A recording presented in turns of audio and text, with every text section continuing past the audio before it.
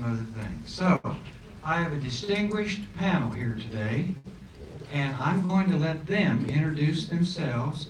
And let's start with Betty. Would you go right ahead, Betty? You're on. All right. Can you hear me okay? My name is Betty Brand. I'm the Administrator for Rural Business and Cooperative Services within Rural Development, which is a mission area within the United States Department of Agriculture.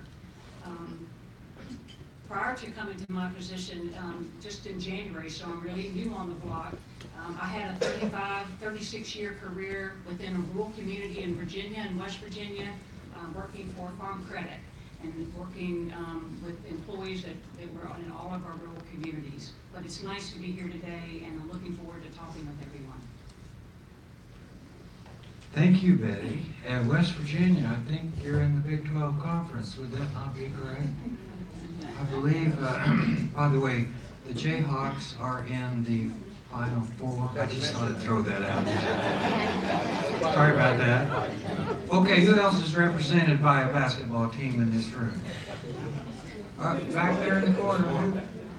Oh, there you go. North Carolina as of last night. Is that right? Is that when that all happened? I have lost track. I don't even know what day it is. Yeah. Who back there? Oh, there you go. Sister Jane. Did she come with you today? Dadgummit, I wanted to see her. I've got a couple things I wanted to visit with her about. Anybody else? Michigan. Oh, great. Okay. Hey, we've got them all covered, don't we? Pretty much? Oh, wow. March Madness has driven us all mad, that's for sure. Okay. Let's go with Eric. Eric? Good morning, everyone. Can you hear me okay? Yes. Great. I'm Eric Schuster. Currently, I'm the Director of Safety and Certification for the National Propane Gas Association.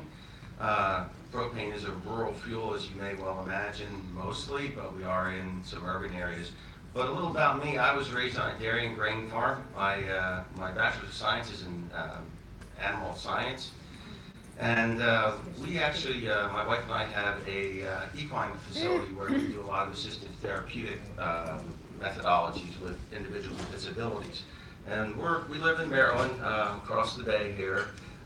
So if you had asked me 10 years ago if I'd been working in DC at an office, I would have told you you're crazy, but here I am. So I'm very happy to be on the panel and addressing rural workforce issues. And you know something, Eric? What you do with horses, in my view, is the work of the Lord. And the people that you have been able to assist and help is extremely commendable. And I would like for this group to give you a hand. Seen some of those, and it's wonderful, wonderful. And my good friend John is here too. John, you're on. All right, good morning, everybody. I am John Hawkins. I'm the Director of I'm the Director of Workforce Development and Strategic Partnerships for MZ, or EMSI. We are a labor market analytics, labor market data company. I am a huge data nerd. Live in rural Idaho. So we're one of those small companies, a small tech company in the rural part of the country, and we're happy to help you all with your data needs. The important way that I think we can approach this to do the best thing now will be to have these folks give us some of their comments about how they either work with workforce investment boards and some of the issues that they see facing. Betty, we'll start with you, ma'am. I think we're going to just sit here and do our presentation, not stand up. Yeah. Okay. Is that okay with everybody? Everybody see us? Can you hear? Okay. By the way, we're on YouTube, something else. I don't even know what, it's live, so you're supposed to behave, sir. So no, I'm just kidding. No, we're trying to have a little fun too, because you know this is a very serious issue. Because I've always felt in all the years that I've been involved with NAWB that we just weren't giving enough emphasis to this in agriculture. And dadgummit, we need to do that. That's critically important because of the issues that they face. Betty, you are on. Thank you, thank you. Well, it is really exciting that there's a breakout session to specifically talk about rural issues, rural workforce, and all the many things that come into play when trying to develop rural communities. At USDA, our Secretary Perdue, outlined 5 key areas to promote agriculture and rural prosperity in an interagency task force report that was sent to the President in early January. There were 5 key areas that I think would resonate with any rural community that were found in that report. E-connectivity is really, really needed for rural America. Improving the quality of life is important to attract and retain people in their rural communities. And supporting a rural workforce. You can't have growth, businesses can't grow if you don't have that workforce that then can support it. And then harnessing the technological innovation. I think growing up in a rural community, having parents that grew up in rural communities, and being around people, I know that innovation is the mother of necessity, and people in rural communities are the best at innovation. And then economic development. There has to be a reason and a viability, but all of that has to be driven from the communities out. And so in order for those communities to prosper, I think that those communities need to listen and develop partnerships. And that's one of the things that USDA and in rural development that we really work to help support is those rural partnerships and either working with you and the partners that you all have developed or helping you all connect with the programs that we have to offer, but also programs in other federal agencies that may benefit you. So we are very supportive of partnership. We know the importance of innovation and know how creative, and the groups that have come to speak to me, I've only been in my position since January, so I'm really new to federal government, but I'm not new to seeing how communities work and the ideas and the innovation that come from those rural communities. And those that have come to speak to us are pretty interesting. Their problems, sometimes there's overlap and sometimes there's not. We spoke to someone from Iowa just last week, and they were saying that their problem in their particular town was that they didn't have child care that could support the workforce on these 12 and 24-hour shifts. You got to have somebody to take care of your children if you're going to be working at midnight. Spoke to another group from Texas, and they were saying that the technology, the ability to have their students understand the technology, not just Word and Excel, but coding and those sort of things. And they actually started a program in elementary schools that already has fed into an interest and a real curiosity about the opportunities that are available in that. At USDA, our business programs can train entrepreneurs to help them gain access to much needed capital. Our community programs can help build schools, assist community colleges, and provide the vital infrastructure needed in rural communities. Our housing programs can provide financing for people to live in safe and healthy housing. Our distance learning and telemarketing grants can help provide education and medical services closer to your communities so that people can still have access to education without having to travel miles and miles to get to a particular university. We also, like I said earlier, we partner with other federal and state agencies, nonprofits, philanthropic organizations, any way that we can help communities in rural America prosper. That is our goal. So we look forward to the conversation I do, to hear your concerns, and hopefully the three of us can all work together to maybe share some best practices and some opportunities that we have heard from others and maybe that might become useful for you as well. So thank you. I look forward to it. Thank you, Betty. Eric, you are on, sir. Thank you so much. What I wanted to start off with just telling you a little bit about the propane industry. The propane industry that our association represents is about 2,700 individual members or member companies. Those can be anywhere from small 1 to 2 person companies up to national companies that may have a few hundred locations. But most of the time these locations are small, 12 to 15 person locations, and they're usually dotted strategically around areas where obviously we would have supply that we would provide. The propane industry basically developed from the 1920s moving forward, really took off in the 1940s, just post World War II. And if you look at our workforce, we're starting to get a workforce that's aging out. We've got a lot of companies that are second, third generation propane owners, and they're very good companies to work for. There's longevity in our workforce, but they're all getting like me up in their upper 50s. And our industry realized that we needed to really address workforce development issues. About a year and a half ago, we started a workforce development task force. So we're jumping into this probably late in the game, and that's why we're here, is to see what opportunities there are.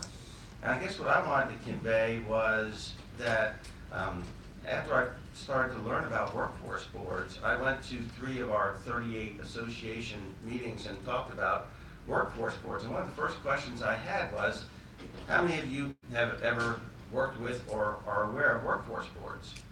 And if I asked that question and this was my audience, this is how it would look. There were no hands raised, there was no interaction, nobody even knew that workforce boards existed.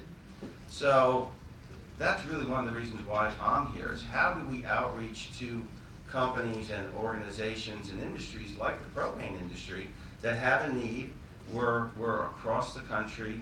We're a stable employer of many people.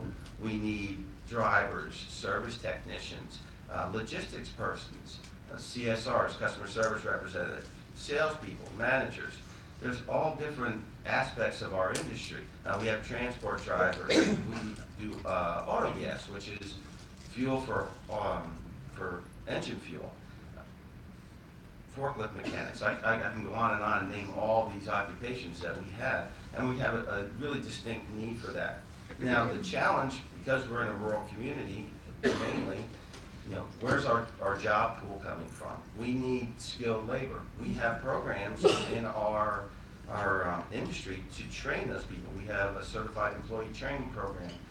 So, but how do we bring those people in that have the soft skills, that have the basic needs that we have, and then we can educate them up? And that's a challenge for us, and especially with the rural, and as Betty said, transportation, daycare, all those things that really become issues in rural areas. So I'm here to share ideas. I'm here to hear what everyone else has to say, but I'm really here to learn and to see how do we communicate with industries like mine. Because my feeling is, and I've been doing training for many years, is you have to communicate with your audience in a language that they understand. And I'm not always certain that one size fits all. So my question is, do we communicate differently with rural industries than we do with urban industries? And I don't know if what the answer to that question is, but I'd be interested to hear some comments on that. John, you're on. Perfect. So, like I said, we're MZ is a data company, and we're in a rural part of the country, and we really got our start. The company came to existence as a way to help institutions such as higher education, colleges, and workforce boards demonstrate the impact that they're having on their communities, particularly in rural areas. And to get about that, it was really apparent that there was a lack of good data, particularly in the rural areas. You can always get really good data at the state level or really good data for an MSA, but if you're outside of that MSA, then you're sort of in that shadow of the MSA, and nobody can ever find you in the data. So that's really kind of where we got our start, is accessing that data so that we can help the rural areas demonstrate that, hey, we're here, here's what we have to offer, here's the workforce, here's what's growing, here's what we need. So I mean, that's really where we kind of got our start, and so we're very passionate about serving the rural areas, and particularly because we're inland, but just in general, really serving those communities and trying to help those communities prosper is what we're all about. So. Thank you, John. In Dodge City, in that area, southwest Kansas, our WIB, Workforce Investment Board, there are 105 counties in the state of Kansas. our WIB is 62 counties. 62. We go clear to Manhattan. We go almost straight down from there.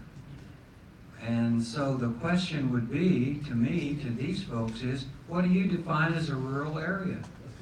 Betty, jump on that one. How am I doing so far? For rural development, I started to say that was easy, but even within rural development, we actually have different definitions. But for our business programs, it's a population of 50,000 or less. And so some of the other programs, it may be lower, 25 or 10,000. So it really varies depending on our programs. Eric, how would you answer that question? I'm gonna stick with Betty. Sounds like a pretty good answer. Propane guys are like that. Fired up, go. Yeah, go ahead. You're the statistics guy, so. Do you know all your neighbors?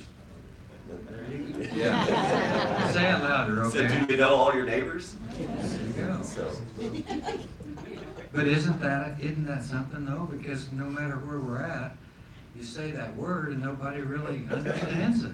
They just don't understand exactly what we all are.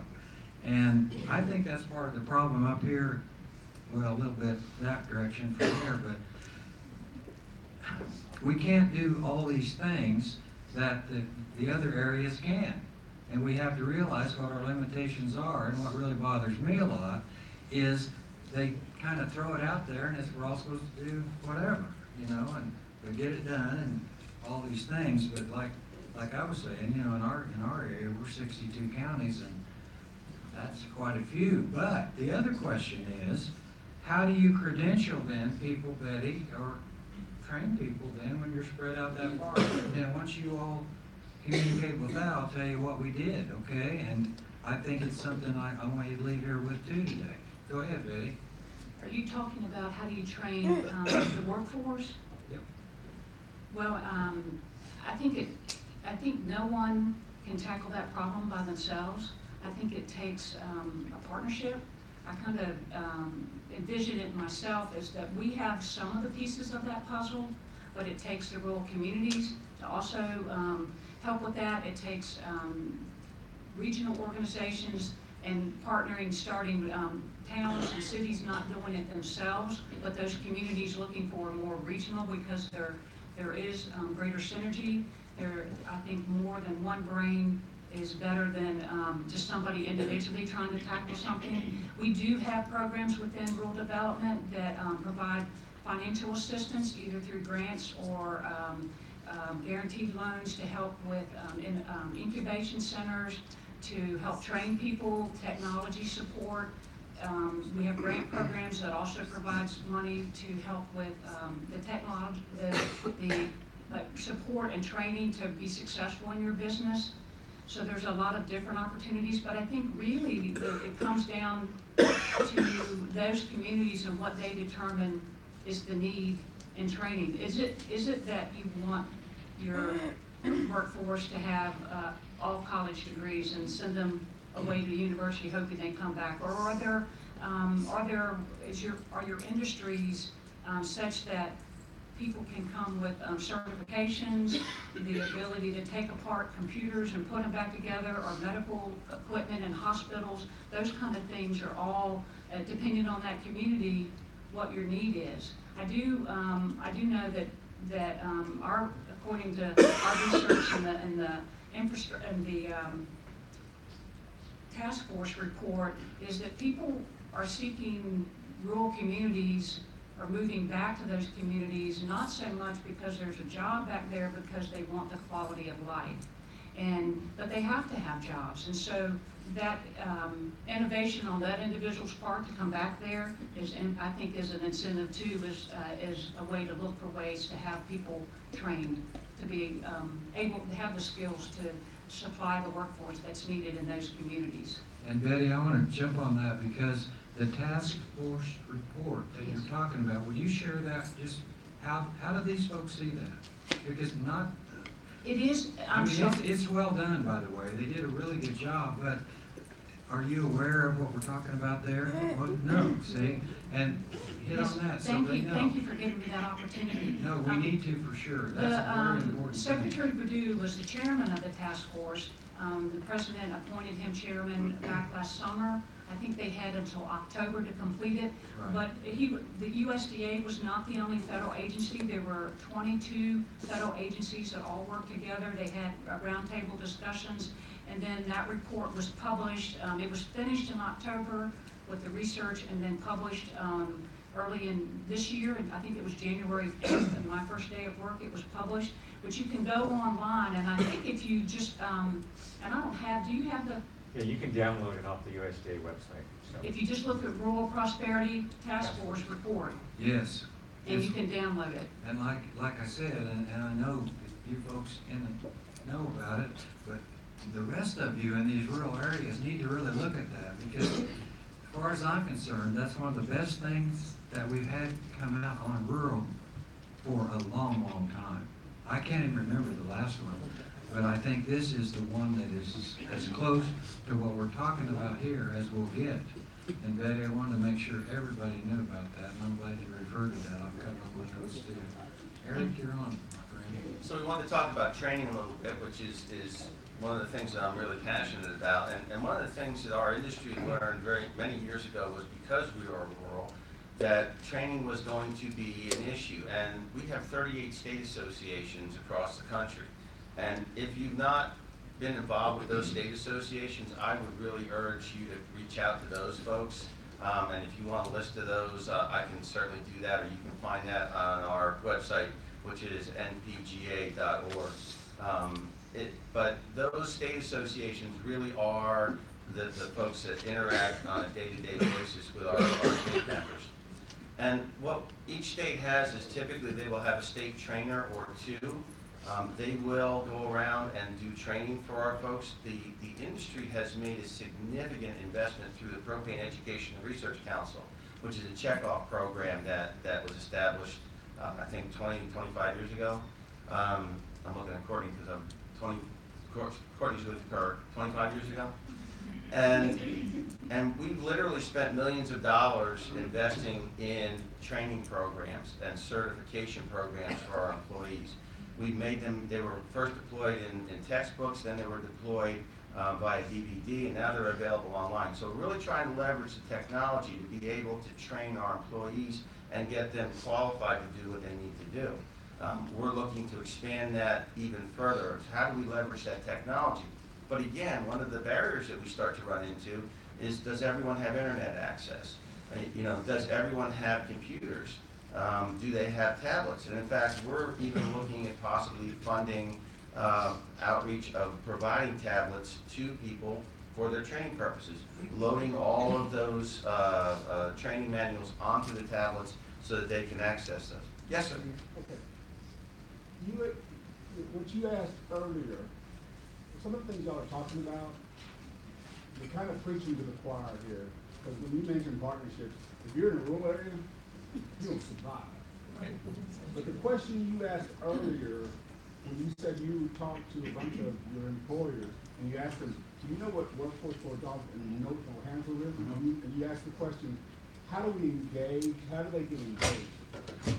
What I've always found in the rural areas, born and raised, is that the greatest strength of entrepreneurs and employers in the rural areas is they're independent, they did it on their own, they built it. One of the biggest challenges is they built it on their own, they're independent, and they do everything on their own. That's the greatest strength and sometimes the biggest challenge. I don't call it a weakness. I'll never call that a weakness. I'll call it a challenge. And when it comes to communicating, it always has to do with credibility. And I'll give you an example.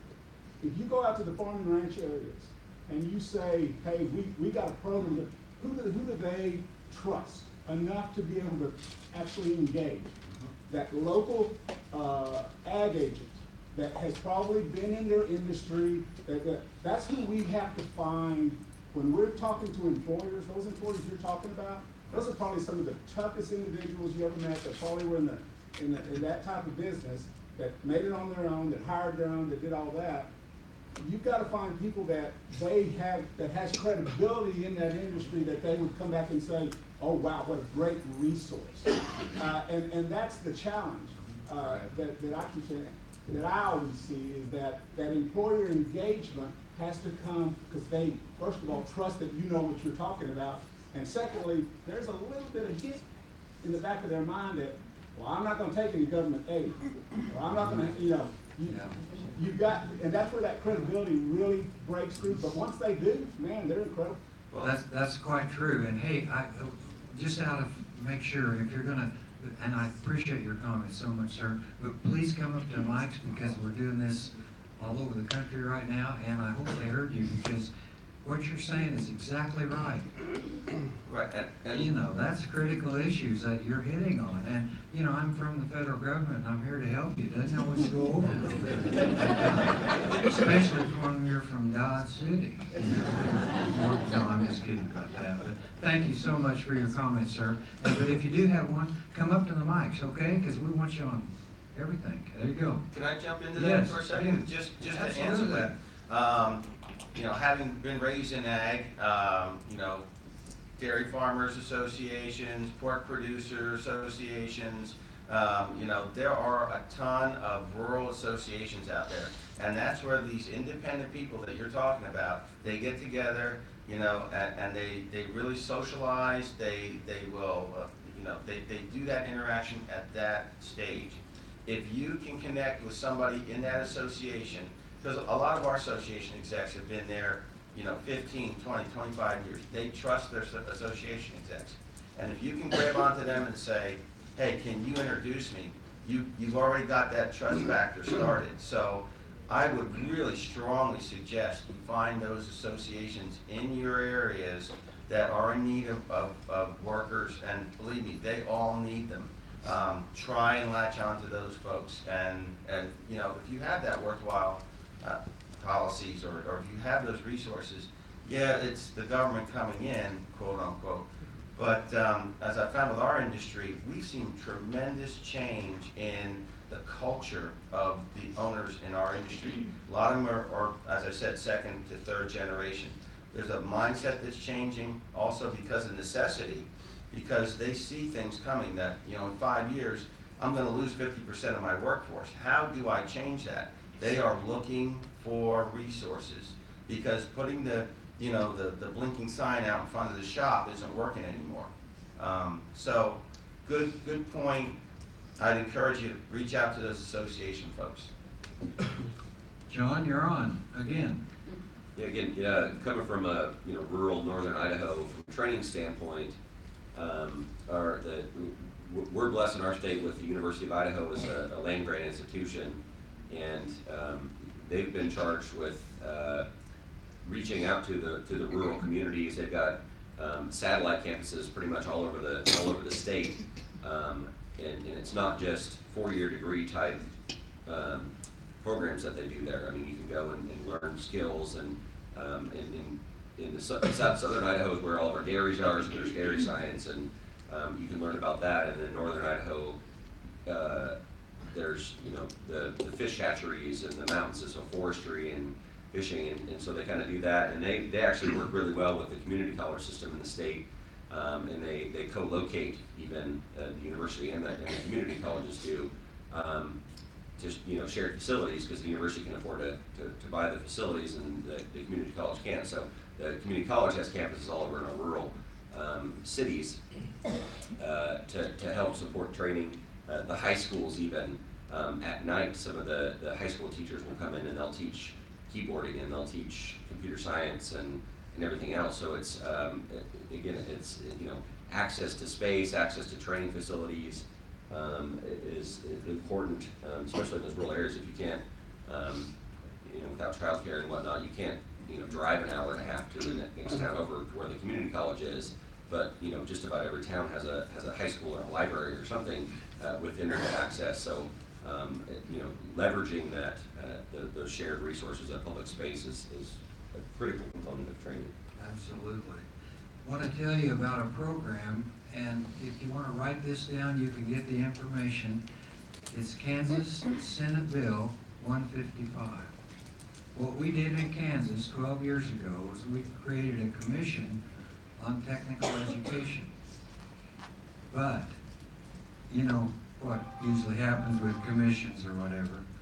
So what we set out to do was basically create a system that seniors in high school could attend community colleges or tech schools tuition free. The first year, and we got it done, by the way, and that's the Senate bill. If you want to track it, just go in there and look it over, see how it works. Long story really short. The first year that we did this, then we also created the Board of Regents Technical Education Authority. What I find out in most region systems are they're more interested in this higher education, not the way I spell it. But, and nothing wrong with that at all. I'm not saying that. I'm just saying that this program then, the young people taking this program basically have to go into a career that is measurable or certificate-wise or whatever. It can't just be to take a course and then whatever. That happens too many times too. This year, and I just got it a couple days ago, with 3,000 to start with, we have 10,600 kids enrolled in that program. It's the biggest, quickest growing program of any kind like that in our state, ever. And those young people can do something besides graduate. And we gotta grow our own. If you live where we're there and where you're at and all those things, we've gotta keep our kids. We can't be exporting them everywhere else to go other places. And there are so many great opportunities in our communities, and like these folks have all said, you know, some of us are getting a little bit, yeah. What are we gonna do about that issue? And so that's what we did in Kansas. And then, from that point on, that's went to other states too. So that's sort of 12 years ago. And it can happen anywhere. What they have to do, though, is dedicate the funds to do it. What happened last year, we had more kids enrolled than they had budget to pay for the kids that were gonna go to those community colleges and tech schools. So then, we got it back in, by the way. Our governor in Kansas at the time was Sam Brownback. He is now in Secretary of State's office, and that's our Kansas, you know, all that's happened in the last week or two. But Mike Pompeo is now the Secretary of State. Sam Brownback, our former governor, is now responsible for religious freedom in the Secretary of State's office. So, we had to re-educate folks there and make sure that that money isn't lost, you know, because it can be administration, but our current governor is very much in favor of this program. Just think about that when you're talking to some of your folks within there. And if, oh, by the way, if you ever want more specifics or whatever, I'm just on the internet, whatever, and through the board here. We'll be glad to help you because that is very important. And I think it's another way of making sure we keep our kids closer to home. I think that's our only survival, frankly, for the rural communities, and in a lot of ways. Okay, now, let's do some questions. I saw one back there. Sir, come up to the mic, please, and tell us who you are. I'd love to know everybody, who they are. That'd really be fun. Go right ahead, sir. My name is Bill Raymond. I'm the CEO for, it's called the Upper Talent Council. It's the Michigan Works for Michigan's Upper Peninsula. Great. So 17,000 square miles, 305,000 people. So it's big. There are bigger ones, but it's big enough. But one of the issues that we have, and I totally agree, how do we work with students in school right now, you know, K through 12 and beyond, and keep kids in our area. One of the situations we have is we have a number of companies, manufacturing and otherwise, that are having a difficult time attracting talent. And so what do we do in the short term and the long term? How do we have a comprehensive plan that handles both, especially in light of declining high school graduation rates, declining birth rates, I think in some parts of the country, it's just a numbers game. And without competing with each other, but how do we attract that talent? Because I have companies turning down major contracts with huge implications because they simply can't find the talent. And it's not necessarily a skills gap, it's simply a numbers gap. So, I would be interested in convening that type of conversation with my rural colleagues around the country as we move forward and have these discussions. How can we put our heads together to find solutions for that? But any ideas that you have in this short time, I'd appreciate it. Go right ahead, Betty, I'll let you I'll respond. start that off. I guess, have you talked to the young people in that community? Do the children in the elementary school, even as young as that, are they part of the discussion?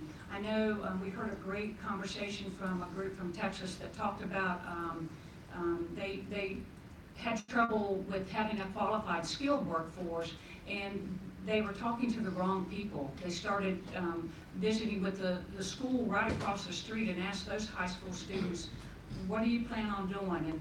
And then we've also heard from other groups that have come in that have said, talk to young people and they say, well, I want to come back to my home community, but I don't have jobs or I don't have the opportunities. And so I think while you may get a different answer from everyone, but I think sometimes rural communities will have a discussion about what can we do to help our community prosper.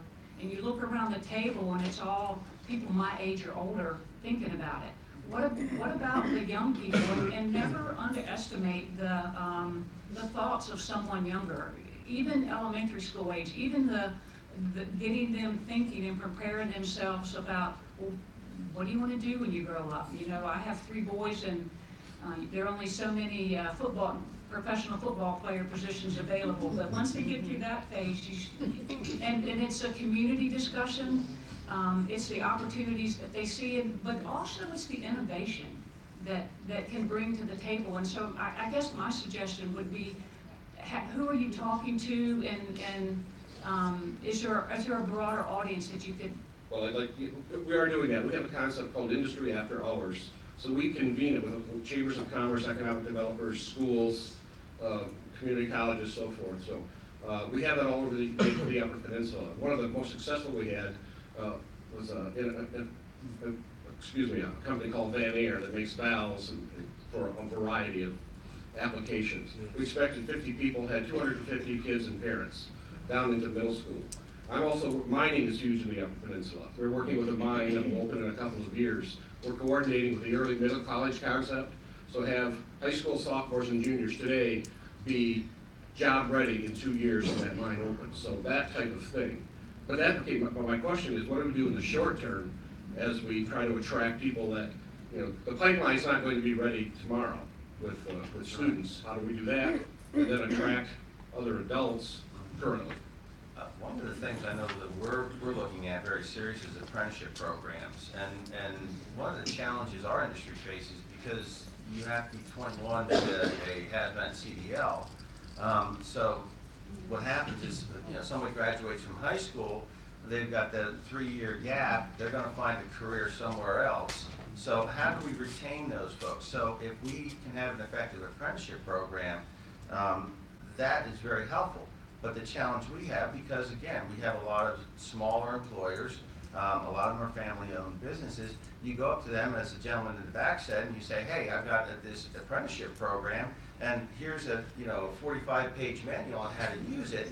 They look at you and say, I'm trying to service my customers. I don't have time to do this. So while apprenticeship programs, I think, are really very critical to us to get those people in the pipeline early, how do we make it more user-friendly? How do we make it so that smaller employers, rural employers, can deploy those assets easily and effectively without doing amounts of paperwork? Very good. Yes, ma'am. I'm from central Minnesota and northwestern Minnesota, and I'm the chair of the Workforce Development Board, also a dairy farmer. And so I would like to make you all aware of what's going on within the ag community. The farm prices are so low, and they've been so low for 3 years. Farmers are not getting their operating loans. The prices for dairy products, and go have lots of milk today, are so low that some of the dairy co-ops on the eastern part of the United States are sending, along with the paycheck, the suicide prevention line. Many departments of agriculture and in Minnesota, we have groups that are fielding hotlines with farmers that are just mentally distressed and they want to kill themselves. And so what we've done is our group put together, they're dislocated workers. And they feel like they're failures. They're 50, 57 years old. And what am I going to do? I'm a failure, nobody wants me. So we put just a one-pager together. Here's your local workforce centers. Here's what they can do. You're a dislocated worker. You are really in demand. So that those people can pass that out, because farmers don't know, what's a workforce center? They don't know. And so if you can just go back, talk to your Department of Agriculture or your Farm Bureau or Farmers Union or whatever it may be, and say, here's a little something we've got. Here's what we can do to help farmers. We had one farmer that got out of dairying and he went down to the local, pretty big Columbia Gear, walked in, did the interview. Guy said, okay, thank you very much, and I'll think about it. And the guy got up, farmer's walking to the door, he says, oh, by the way, go right over there, that guy's gonna train you. I mean, businesses really want farmers because of that work ethic. But please go back and make that outreach, and you may be able to help some farmers then. Yeah, and to jump on that, a lot of our companies will, because we have a seasonal business, obviously, when it's cold, we're rolling more trucks.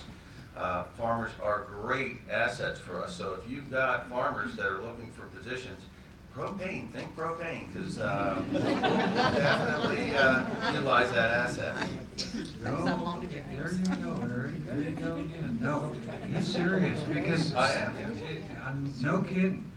Flame Engineering, which is one of his companies, is also someone I've worked with for about 40 years, and they're a great company in La Crosse, Kansas, and that's what they'll do. And they get really busy sometimes, and they'll go out and recruit folks, and then they just have that automatic pool right there, so it's quite helpful for them. It's a two-way street. Yes, ma'am, you're on. Thank you. My name is Pam Ferlin. I'm the Executive Director for the Workforce Board in Northwest Central Illinois. I feel a little ashamed of whining about 8 counties and 5,600 square miles, but it's still a challenge in our area. And there's basically 2 questions I have. The first one for Betty. When you talk grants, are you talking about any kind of match that's required for those grants? It depends on the program. Some of them do require a match, and some of them, there's a loan and a grant program combined. It just depends on the specific program. And we also have guaranteed loans, and that if you get a local lender to help with that, whether it's a business, whether it's a workforce development area, a building, a facility, we can help with that as far as a guarantee. So a local lender is still involved. They're the ones that make the loan, and then we come in and help shore that up with a guarantee. Because that's one of the big challenges in rural areas. We don't have a lot of corporate companies. Those that we do are tapped out by everybody because everybody needs funding.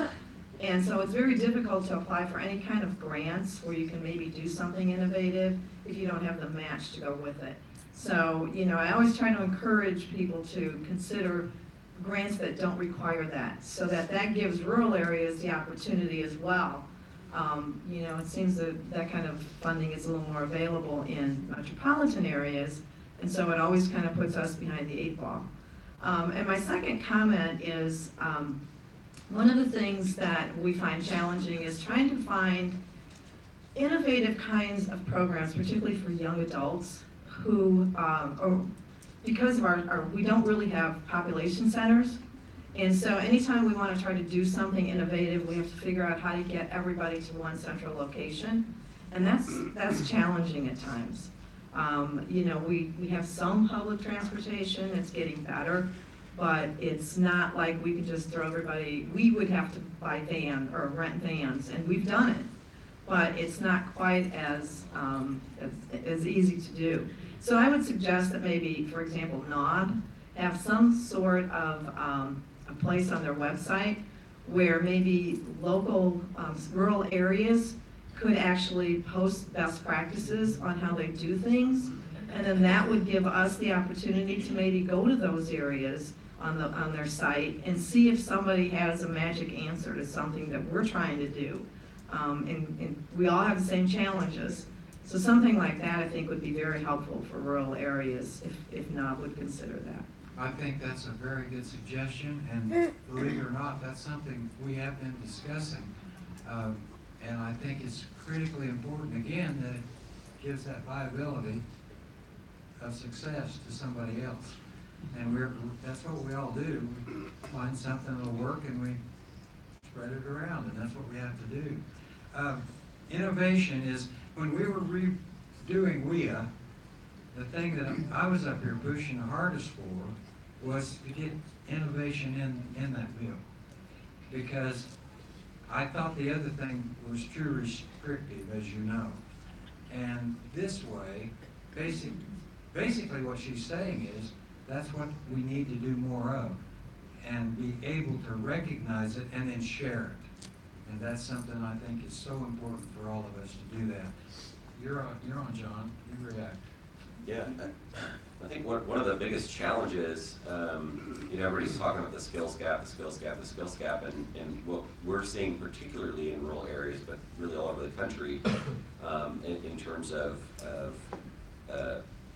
attracting talent, finding talent, or keeping your talent. The brain drain concept in rural areas, our kids that are graduating, they get the heck out of there and they go somewhere else to get jobs. And a lot of time, it's not that there's not jobs available, because there certainly are good jobs available. It's that they don't know about them. So one of our biggest things is, there may be a skills gap in some places, but for the most part, it's an information gap. It's people aren't aware of what's available to them. And that even goes for grants. If you can't showcase the need to get the grant, you're not going to get the grant. Somebody else is going to get the grant. And that's why we see a lot of the grants going into the major cities, the metropolitan areas, because they've got the data to back up why they're going after to justify the grant. And that's, it's critical for us rural areas to be able to showcase our story, or tell, to showcase that need to get those grants. So it's, again, it's an information gap, really. That's one of the main issues. That is very true. Sir, you're on. Yeah, my name's Richard Williams. I'm from up in northwest Florida. Believe it or not, yes, we do have some rural areas there. I've got 5 inland counties, none of them touch the coast. It's amazing what salt water will do for your economy, by the way. But we don't have that. So really, what I want to do is just share a couple of things that we've done and see if maybe I can connect that with some other folks. But one of the things we've done, if you look at my business card, on one side it's got my workforce development spot, on the other side it's got my regional economic development card. I'm executive director for both. I cover 5 counties for workforce, 10 counties for economic development. We just figured out what good does it do for us to train people if we didn't have the jobs, and now we're starting to switch into a situation where we've got jobs but not necessarily the people to put in them. So we're experiencing the same thing everybody else is. One of the other things I wanted to point out is our state. I didn't realize that they were here when I stood up, but now I'm going to get some brownie points, I hope. There you go. In the state of Florida, what happened was that the state board came down and they realized on the rural side of the fence we had some issues, we had some problems, so they pushed some state level money down specifically to those rural areas to help us with administration and our workforce boards. They also funded for us a regional study. We cooperated with 3 other workforce boards in the rural areas to help us understand better what our labor market was doing. I'm losing, my biggest growing population is age 60 to 69. My biggest decline is age 40 to 49. Those are prime workers. We're all experiencing the same thing. So I found that joining together the workforce development, the economic development was key for us. We've done some things with our schools where we're trying to catch high school kids as they come out, putting in things like, we secured a dump truck to put in from a local company to put in with a training school, so we can get them into the dump truck training first. Then when they get to be 21, they can go for the hazmat, they go over the road, they can do these other things. So we're trying to connect those up. And I just want to throw that out there, and I'm hoping there's some other folks here that have gotten involved in economic development, because I'd really like to talk about that later. I appreciate that very much. Yes, someone, anybody else, a question or statement?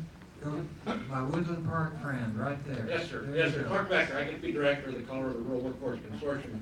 We only have 51 in Colorado, 64 counties in the consortium. But John might be able to touch on this, I think, when one of the concerns I have, particularly in eastern Colorado in our ag, is the unemployment rate and the way that's calculated. I get that, but we've got a lot of policymakers making decisions based on the unemployment rate, and I got eastern Colorado counties at 1.6% unemployment. So therefore, life must be pretty good, right? But it's non-farm unemployment. So I know with what you do, I think you probably might have some ideas of how we might tell that story more effectively so that we can preach a little bit more about the opportunities that exist in rural communities. Reaction to that? Go right ahead, John. Yeah, well, I mean, just the way that the unemployment rate's calculated to begin with. Yeah. That's just people that are registering as unemployed. That doesn't count everybody else that just gave up or that ran out of benefits or whatever the case may be, and that certainly doesn't capture the underemployed. So that's actually one of the areas that we're studying. We have a data science team that's working on how do we better calculate unemployment and underemployment to be able to talk about that. The labor market, we're almost at full employment, and a lot of areas are at full employment, at least the way that it's calculated, but there's a lot of folks that still aren't in the labor market, and that's critical. So, I don't have the answer yet, but that is one of the things that we're looking at and studying, that is certainly something to keep reminding those folks, the policymakers, is that, that it's a made-up number. Really, unemployment number is a made-up number. It doesn't showcase what it's meant to do, really. So. Okay, yeah, and I want to remind you all too that the governor of Colorado will be up here in just a little bit, and anyway, go right ahead, sir, and then you're next, okay? All right, no pressure. My name is Brian Q. I'm wearing multiple hats here today, although you can't tell. Representing the North Olympic Peninsula in Washington State, Salish Sea to the north, Olympic Mountains to the back of us to visit. There's bald eagles. It's an awesome place to live. Thank you for assembling this panel today, because you say rural and immediately got a room full of passionate people and grit and a desire to live where we live. My question, and I apologize in advance if it's insultingly specific, but it crosses so many roads. It has to do with that access to broadband. And I'm not going to stand here and pretend that the access to broadband is going to be the panacea that's going to cure all rural ails. But I'm curious for best practices if y'all have seen a crossroads with workforce training, certainly in the school system or things like that, of innovative ways to address that last mile connectivity concern. Because up in our neck of the woods, like your neck of the woods, there's a lack of density in private industry. It just doesn't pencil. So we're frustratingly can throw a rock, at a super highway of connectivity capability, but without that connectivity. Can I react to that? The omnibus bill that was just passed does have some money in it, finally, for addressing the broadband issues. Matter of fact, there's quite a few things in there that are definitely more rural than not. Finally, if you get a copy of it, look it through. For example, they're trying to delay this electronic weighing stuff on trucks and stuff for hauling cattle, because it can be it's not, they want to do these things, and yet they don't know what they're going to do with them. So, and I think, man, I'm sorry. Yeah, and then That's very quickly, because I know we're running out of time. Okay. I was going to say the same thing. No universal broadband. They tell us we have it. They don't even know where we are. From Pamlico County, North Carolina, in spite of the beauty, Amazon just didn't want to move there. So, there you go. The other data, because the mail shows it to the western part of our county, in the next county's mail, we can't get honest and accurate data reports on our population, which really messes up things for loans, grants, tax, everything. It's a mess. And how do we get the U.S. Mail Service to give us our own? But they took out all our other rural post offices. I now have to drive every day for my business. And the third thing is, I'm sure rural areas, we all share no public transportation. You can tell somebody we're going to train you and send you to this wonderful community college. Unless they have wings, they can't get there. And we certainly don't have funds for transportation. Thank you very much. Well said. I appreciate that. Yes, sir, you're up. My name is Kerry Minnis. I'm the Executive Director at Greater Egypt Regional Planning Development Commission in Southern Illinois. I just had an add-on, I guess, with the unemployment rate. It is at this point kind of useless across the country at what it's what it's measuring. The labor force participation rate is really where it's at, and more conversation, more education about what that rate is what it's measuring, how to use it, because that's really the thing that we should be focusing in on as we see. In our area, we have labor participation rates in the low 50s, 50%. So when you think that you look to the person next to you and only one of you is working to support that economy, even though there may be a 4 or 5% unemployment, obviously something's wrong. So there just needs to be more of that. Nobody likes to talk about it during election years. But really, in terms of moving the needle forward, and you're looking for all those hidden people, they're buried in that labor participation rate. Thank you, that's very good. Now, I want to, 3 things and then we're done. And thank you, give these guys a hand. Finally, bam, we're talking about rural and agriculture. Very passionate, I could have went through that a jillion times with you. Education, economic development, and employment and training, the 3 E's. Don't forget that. That's what this is all about. You can't do one without the other. And be careful, but do it right, okay? And as Roy Rogers said, may the good Lord take a liking to you. See y'all later. Thank you very much. Thank you. What a great group. Wow.